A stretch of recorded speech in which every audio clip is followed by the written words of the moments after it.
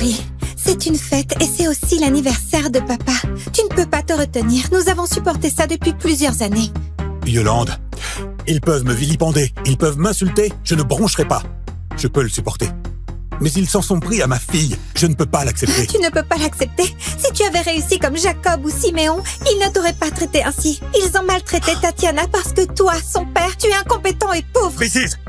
Ces deux-là ne m'arrivent même pas à la cheville. Qu'est-ce que tu racontes? Enfin, ils sont tous diplômés de l'université et travaillent pour l'État, tandis que toi, tu n'es qu'un ouvrier. Yolande, si j'ai quitté l'école pour travailler, c'était pour toi et tes deux sœurs. Tu le sais, si je n'avais pas quitté l'école, j'aurais pu fréquenter une bonne université. Henri, tu insinues quoi? Tu regrettes? Tu penses que notre famille t'empêche d'avancer? Yolande, c'est pas ce que je voulais dire. Quand ton père aura pris le médicament et ira mieux, je vous enverrai. Tatiana et toi, vous serez heureuses et épanouies. Ton médicament? Le truc que tu as ramené de charlatan? Tu veux que mon père prenne ça? Tu es fou! Le docteur Huet est là. Bon à rien. Va servir de l'eau au lieu de rester planté là. Monsieur Huet, comment va-t-il? Vous êtes médecin. Soyez plus optimiste. Si vous abandonnez, vous le condamnez. La maladie de Monsieur Dubois dépasse mes capacités. Vous devez profiter de sa présence tant que vous le pouvez. Monsieur Huet, vérifiez si ce médicament peut le guérir. Ah oui, monsieur Huet. Ce type a ramené un médicament étrange de charlatan et il insiste pour le donner à mon beau-père. Oui, monsieur Huet, examinez ce médicament. On voudrait connaître les vraies intentions de ce salaud. Ah, quelle plaie! Ce bon à rien n'a aucun talent. Selon moi, il a peur qu'on oblige Yolande à le quitter. C'est pourquoi il a ramené ce poison. Il veut tuer Sylvain. C'est vrai? Ce fainéant vit chez nous? S'il arrive à éliminer mon père, il héritera de toute notre fortune. C'est ça! Il n'agit pas ainsi pour rien! Dis-moi, Henri, tu es si calculateur que ça? Tu viens pour l'héritage? Henri, comment peux-tu faire ça? Je sais que mes parents ne t'apprécient pas et qu'ils te compliquent la vie. Mais peu importe ta rancune, tu n'as pas le droit de vouloir tuer mon père. Regardez-vous. Le médecin ne s'est pas prononcé, mais vous affirmez haut et fort que c'est du poison. Même si vous avez hâte de me condamner, attendez au moins le verdict du médecin. Monsieur Huet, dépêchez-vous! Aidez-nous à démasquer ce meurtrier! Ce remède est vraiment audacieux. Jamais de la vie, je n'ai vu une pareille combinaison de médicaments. Monsieur Huet, ne tournez pas autour du pot. Que dites-vous de ce médicament? La vie mène à la mort.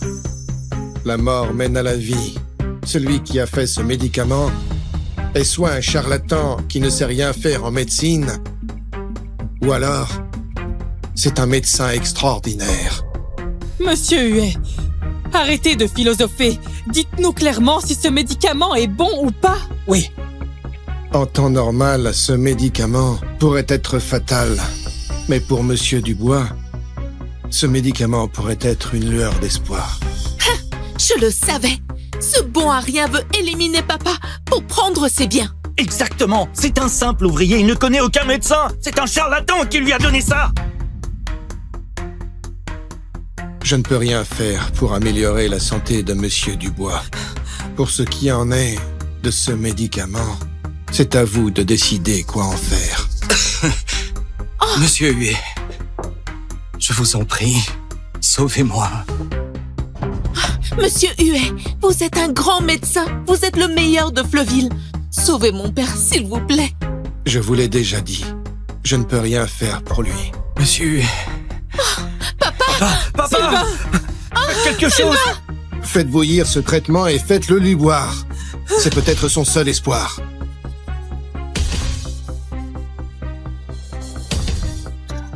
Si quelque chose de grave lui arrive après ça, tu vas le regretter, Henri. Même Monsieur Huet est incapable de le soigner! Et c'est cet ouvrier qui aurait la solution? Oh non, la fête d'anniversaire va se transformer en funérailles. Henri, si jamais quelque chose lui arrive à cause de ton médicament, tu verras ce que je te ferai.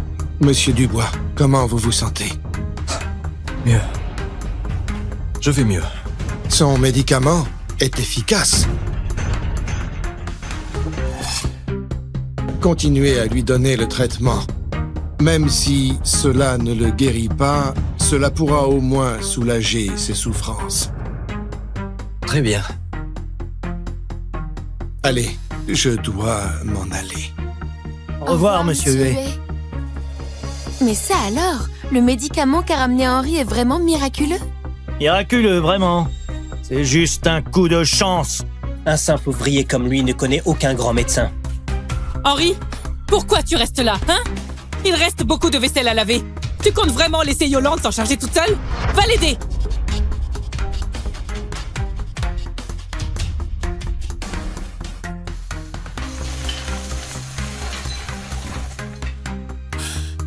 Au fait, Yolande, dès que papa prendra encore un peu du remède, il ira beaucoup mieux. Non, laisse. Ah oui, Henri. Merci pour le médicament, vraiment. Yolande, je voudrais que plus tard, quand il ira mieux, nous ne restions plus ici. Tu diras à maman que nous allons déménager. Déménager? Déménager pour aller où? Nous n'avons pas d'argent. Nous avons énormément d'argent. Quand nous serons à Fleuville, tu vivras là où tu voudras. Henri, tu as changé. Mais non. Je me rappelle constamment que je suis ton mari et le père de Tatiana. Tu es devenu vaniteux. D'abord, tu loues une voiture de luxe et maintenant tu dis qu'on a beaucoup d'argent. Henri, pourquoi refuses-tu d'être honnête avec toi-même? Regarde Jacob et Siméon. Ils conduisent des voitures de luxe et nous n'avons même pas une carcasse. On a une voiture. La voiture de luxe qui m'a déposée aujourd'hui est à nous. Il faut que tu sois plus réaliste, Je Henri. suis réaliste. Si vraiment cette voiture est à toi, amène-la et gare-la devant la porte. Sinon, ne dis plus de bêtises. Tatiana?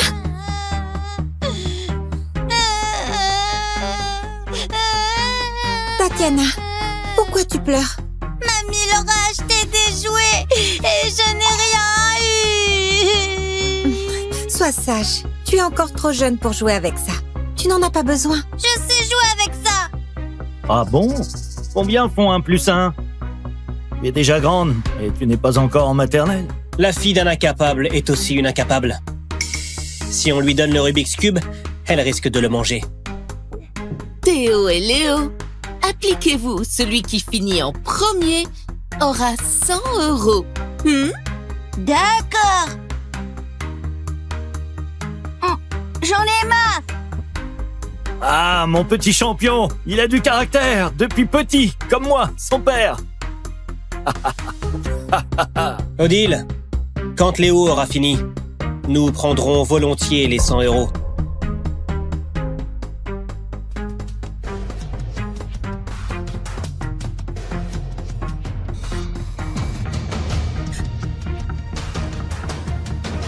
Je l'ai résolu pour toi.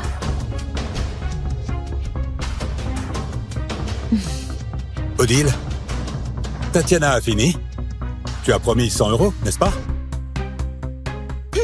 Votre famille n'est pas incluse dans le challenge. Ce n'est qu'un Rubik's Cube, ça n'a rien de spécial. Chérie, allons à la voiture chercher le gros jouet. Oui, ce petit jouet est un jouet de pauvre. Mais nos jouets de riches, vous ne pourrez jamais les acheter. Allons-y. Allez, allez. Papa, à quoi ressemblent les jouets des gens riches? Tatiana, ne fais pas attention à eux. Les riches jouent également au Rubik's Cube, d'accord? Henri, ne parle pas de choses que tu ne sais pas. Nous sommes déjà assez humiliés comme ça. Veux-tu que Tatiana soit aussi humiliée?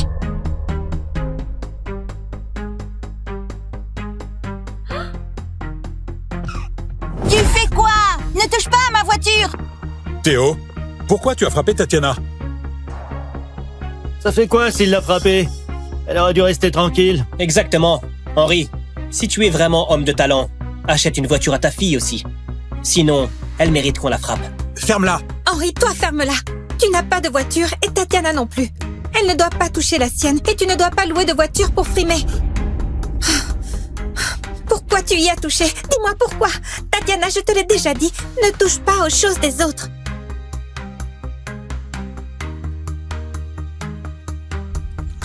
Cédric, tu as 10 minutes pour faire venir 10 voitures de luxe devant chez nous.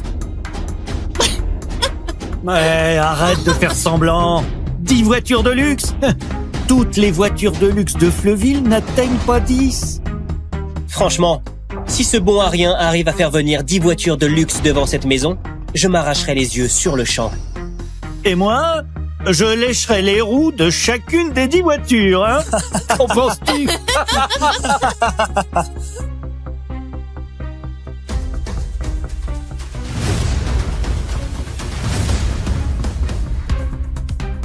Henri, il ne te reste plus que 30 secondes. Où sont tes 10 voitures? Si aucune voiture ne vient, j'aimerais bien voir la tronche que fera ce bon à rien. Je suis très impatient de lécher les pneus de ces voitures de luxe.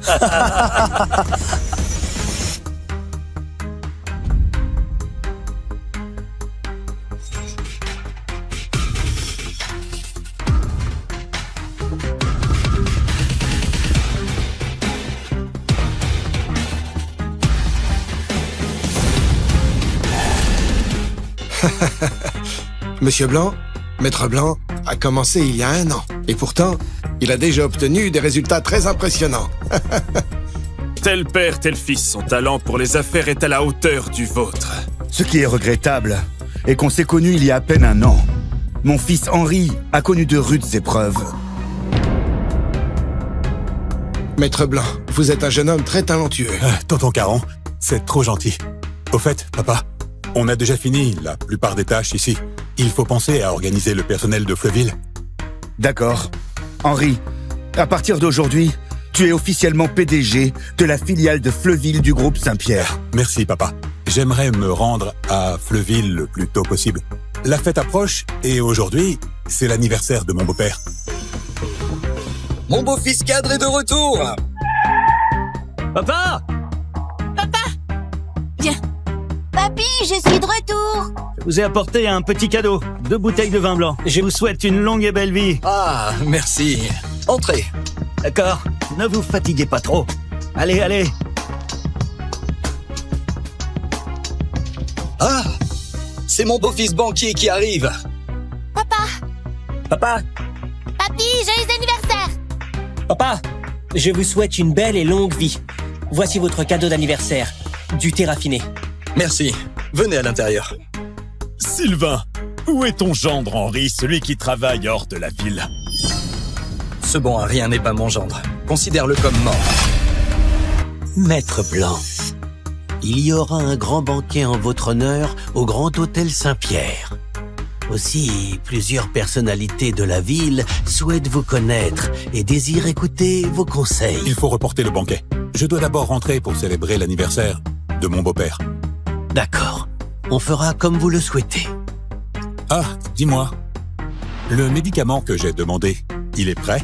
Tout est prêt selon vos instructions, et c'est le docteur Quentin qui l'a fait lui-même.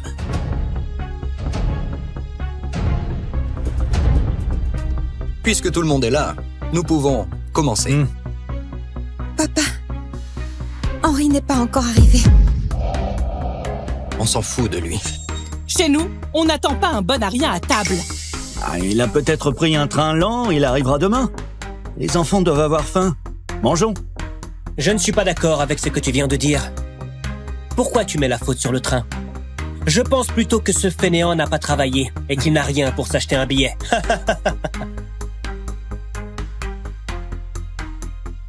Sylvain, Henri est revenu. Il est venu en voiture de luxe. Papa, tu es de retour. Ma chérie. Papa, je suis revenu pour votre anniversaire. Je vous souhaite une bonne santé et du succès. Eh bien, Henri, tu roules maintenant en voiture de luxe? Je parie qu'il a loué cette voiture. Arrête de te faire passer pour un riche. C'est bon, tu as travaillé 1 an en tant que maçon et tu as utilisé tout ton argent pour louer une voiture? Espèce de panier percé. Tu t'es fait de l'argent et tu ne t'es pas occupé de nous. Tu loues une voiture de luxe pour te faire remarquer. Décidément, tu ne sers vraiment à rien. Maman, justement, je suis rentré pour prendre soin de vous et de Yolande. Que dis-tu? Tu n'es qu'un gendre qui dépend de nous. Tu vas prendre soin de qui? Papa, la nourriture va refroidir et les enfants ont faim. Je propose qu'on entre pour manger. Mangez, mangez. Vous et votre enfant ne savez rien d'autre que manger. Entrez, asseyez-vous. Qui t'a autorisé à t'asseoir? Henri, c'est l'anniversaire de Sylvain. Jacob lui a offert du vin, Siméon du thé. Et toi, que lui as-tu apporté? Maman, c'est vrai que j'étais hors de la ville, mais je pensais toujours à la santé de papa. J'ai eu la chance de rencontrer le docteur Quentin. C'est un grand médecin. Après un travail minutieux, il m'a fait ce médicament. Il a dit que ça soigne tout. Toi, Henri? Un grand médecin? Quel médecin donne des médicaments dans une simple enveloppe? Je suis sûr que ce bon à rien a dépensé une dizaine d'euros chez un simple charlatan pour avoir ce médicament. C'est pas si grave si c'est un faux. Mais si ça met papa en danger, ça deviendra sérieux. Henri, espèce de crétin. C'est pas grave si tu ne m'offres rien. Mais tu oses vouloir me tuer? Papa, le docteur Quentin est un grand médecin. Pour avoir ce médicament, j'ai dû remuer ciel et terre. Si vous ne me croyez pas, à la fin de la fête, prenez-le une fois et vous verrez. Qu'il le prenne une fois. S'il fait l'erreur de prendre ça, j'ai peur que son anniversaire ne se transforme en funérailles. Oh, ne dis pas ça. Siméon, Henri ne veut que le bien de papa. Ah, assez, mangeons à présent. Ah non! Il s'agit de la santé de papa, on ne peut pas en rester là. Odile, dis-moi, que proposes-tu? Laisser papa souffrir et attendre que son état s'aggrave? Même si je ne propose rien, je ne pourrai jamais acheter de faux médicaments pour papa. Bon à rien. Ouvre les yeux et regarde comment mon mari prend soin de papa.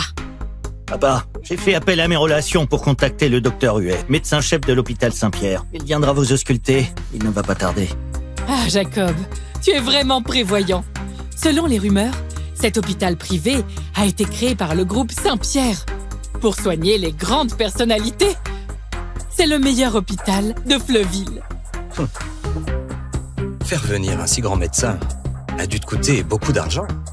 L'argent n'est rien. Votre santé est prioritaire. Dès que le médecin sera là, on saura si son médicament est un vrai médicament ou un faux. Très bien.